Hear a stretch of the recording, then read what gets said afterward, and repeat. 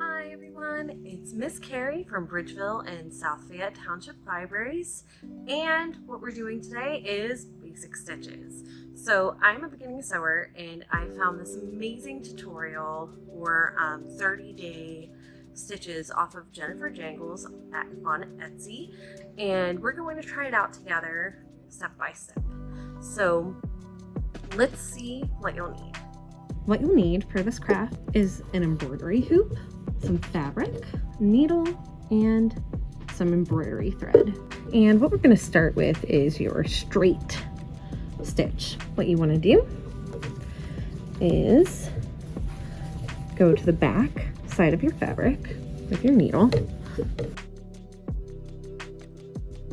So then your knot is on the back of your fabric. You just want to pull it all the way through.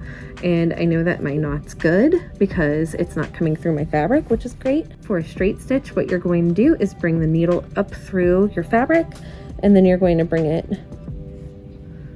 back down through. And you're just going to continually do that. Like that. And you don't want it to be right on top of the other.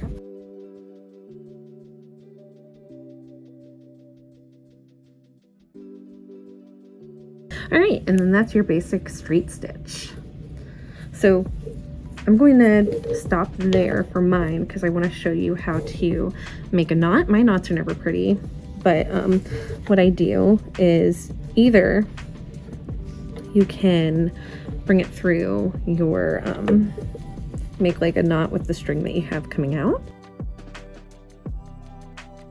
Or I like to actually use the stitch that I did prior, but I'm showing you one example right now, and then I'll show you the next one soon. And then I take my scissors and I cut my existing thread just because if I'm going to do more stitching close by, I do not want them to get tangled up.